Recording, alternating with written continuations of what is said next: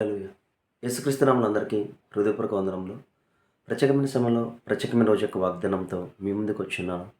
దేవుడు ఈరోజు మనకి ఇచ్చినటువంటి వాగ్దానము మత్తయి సువార్త 9వ అధ్యాయము 29వ వచనము.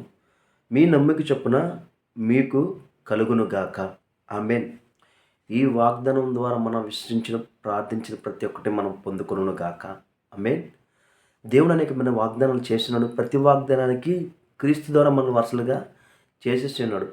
కాబట్టి నీ విశ్వాసం ఎలా ఉండాలంటే, ప్రతి దాని మీద నాకు అధికారం ఉంది, ప్రతిదాన్ని దేవుడు జయించున్నాడు, దేవుని ద్వారా అంటే క్రీస్తుని విశ్వసించుడు ద్వారా నేను దాని మీద అధికారం కలిగి ఉన్నాను. దేవా ఇదిగో తండ్రి, ఈ పనిలో నేను వెళుచున్నా, ఈ పనిలో నేను ముందుకు వెళ్తున్నా, దీనిలో నాకు విజయం కలుగును గాక అని విశ్వసించినప్పుడైతే ప్రార్థించి ఆ పనిలో ముందుకు వెళ్తావో దేవుని జీవితంలో కార్యాన్ని చేస్తాడు. దేవుని జీవితంలో విజయాన్ని కలగజేస్తాడు. అది ఏ పరిస్థితి అయినా సరే, నీలో ఉన్న విశ్వాసం ద్వారా సమస్తాన్ని దేవుడు సాధ్యపరచగలడు.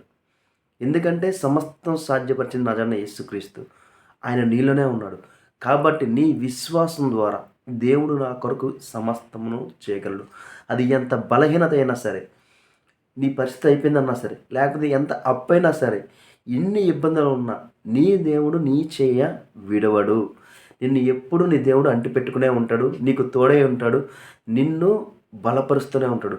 కాబట్టి నీలో ఉన్న దేవుని వైపు, నువ్వు కలిగి ఉన్న సామర్థ్యం వైపు నువ్వు చూసి ఎప్పుడైతే ప్రార్థిస్తావో, దేవుడు నువ్వేదైతే విశ్వసించున్నావో, నువ్వు అడిగిన దానికన్నా ఊహించిన దానికన్నా అధికమైన కార్యాన్ని దేవుని పట్ల చేస్తాడు.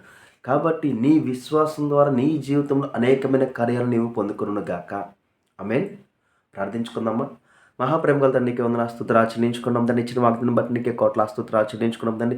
ఎవరైతే విశ్వసించి ప్రార్థించున్నారో తండ్రి, సమస్తాన్ని తండ్రి జయించిన వాడు తండ్రి వీరిలో ఉన్నారని ఎవరైతే నమ్మి ఉన్నారో తండ్రి, వారి నమ్మిక చెప్పున, వారి విశ్వాసం చెప్పున అద్భుతమైన కార్యం వారి పట్ల జరుగునుగా కానీ ప్రవచిస్తున్నాం తండ్రి. వీడియో చూస్తున్న ప్రతి ఒక్కరిని దీవించి ఆశ్రయించిందండి. ఈ వాగ్దాన ఫలం మీరు ప్రతి ఒక్కరు నెరవేరునుగా కానీ ప్రవచిస్తున్నాం తండ్రి. ప్రతి ప్రయాణంలో తండ్రి మీరే తోడే నడిపించిందండి. ప్రతి అప్పు ఐశ్వర్యంగా మారునుగాక, ప్రతి అనారోగ్యం ఆరోగ్యంగా మారునుగా కానీ ప్రవచిస్తుందండి. ఏ విషయంలో బలహీనంగా ఉన్నారో తండ్రి, ప్రతి ఒక్క బలహీనత ఏ స్నామంలో తొలగిపోనుగా కానీ ప్రవచిస్తాం తండ్రి. కావాల్సిన ప్రతి ఒక్కరికి కావాల్సిన ప్రతి ఒక్క సహాయాన్ని అందచేయమని నజరేయుడైన యేసుక్రీస్తు నామములో అడిగి వేడుకొంచున్నాం తండ్రి. ఆమేన్. అందరికీ హృదయపూర్వక వందనములు.